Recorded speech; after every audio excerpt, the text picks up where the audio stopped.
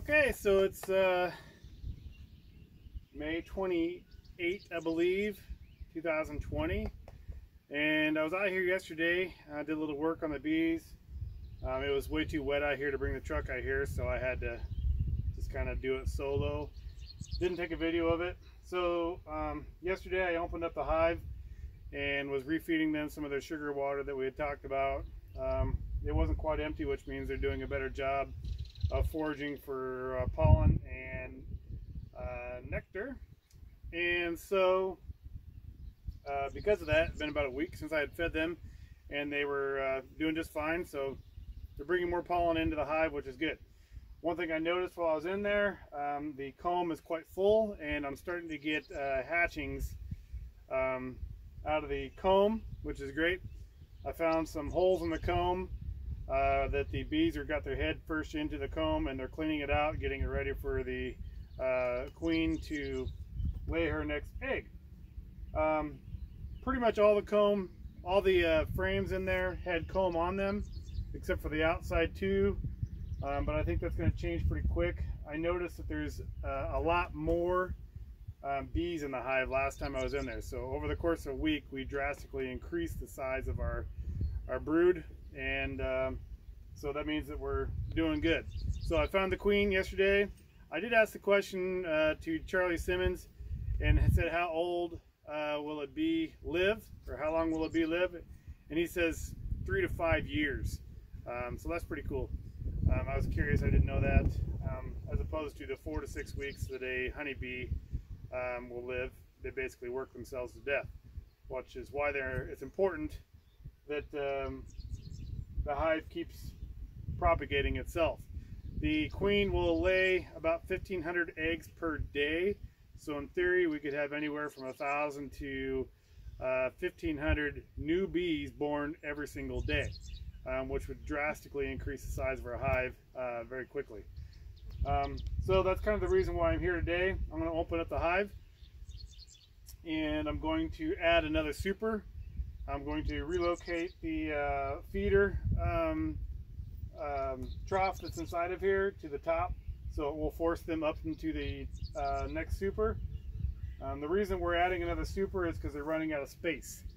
And so what we're going to try to do is give them more space so that they don't swarm into a tree or move the hive.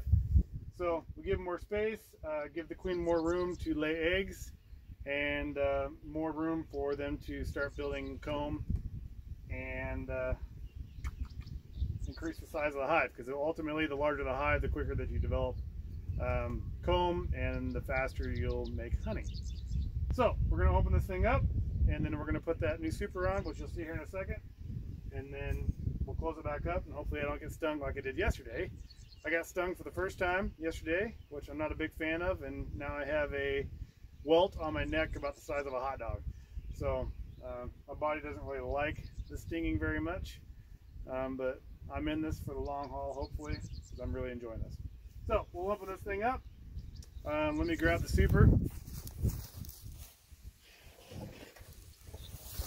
This is a super, it's called a deep super, and this will be going on top. And as you can see, there's 1, 2, 3, 4, 5, 6, 7, 8 frames in here that we're going to be adding. Bees will be able to get into the bottom of it and start building more comb. So that's what we're doing. We're going to open this bad boy up,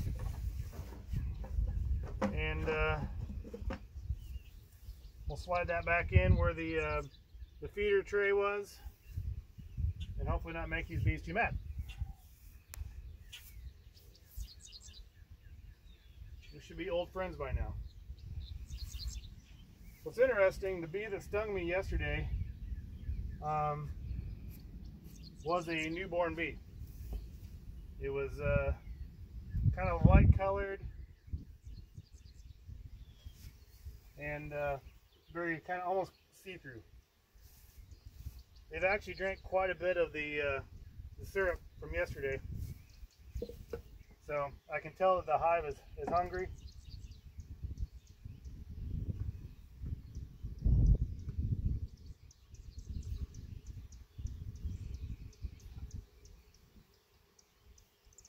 Okay, we're going to put this in here.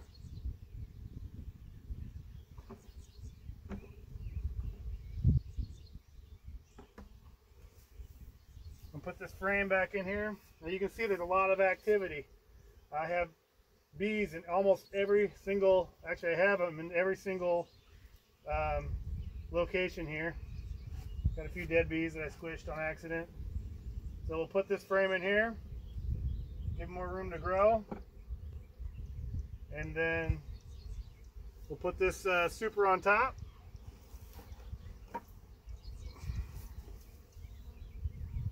You're going to be kind of confused, I guess.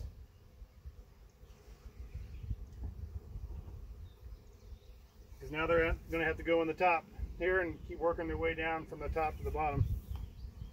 So, see a lot of darkness here in the bottom hole. Eventually I'm going to have to change this hole pretty soon, probably from a small hole to a bigger hole in order to let more bees come in and out of there. In fact, I might even just do that now.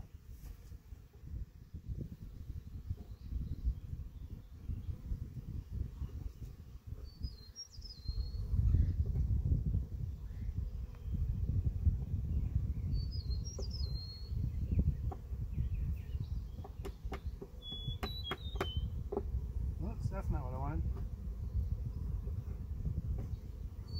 Yeah, that is what I wanted. Okay. So now the bees have a much larger opening. Since the size of the brood will begin to enlarge and they'll need more space to get in and out. So we're looking pretty good back here.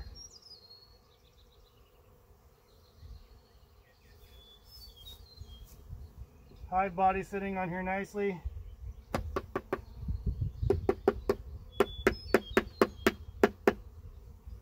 Okay, got a lot of activity, so I think I'm feeling pretty good about this.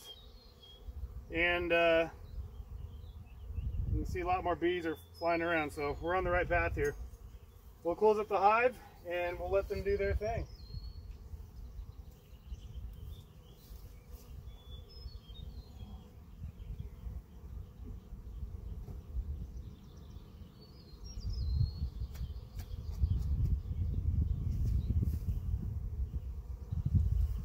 What I do find interesting about this is the inside of the hive is pretty clean. You'd think with this many bees, there'd be dead bees, and I think they kind of keep a pretty clean house. The bees are seeing me, but they're just trying to figure out where their new location is, how do they get in there, and they're drawn to the pheromones from the queen. And so they're going to be able to find their way back into the hive since they just double the size of their home, and be able to keep doing their job. But definitely noticing a whole lot more activity on the outside of the hive now than we have been, which is a great thing because it means that we're building the brood and the hive is growing, and that's ultimately what we want. And then when we get to a certain point here, if we have too many bees in one hive body, we'll move this over and then we'll add another hive body here so we have two hives. But we don't want to give them too much space, we don't want to give them too little space. And so I think we're doing good here. So I'm excited. I'm happy I didn't get stung this time. Getting stung sucked. But aside from that, it's been a pretty cool experience so far.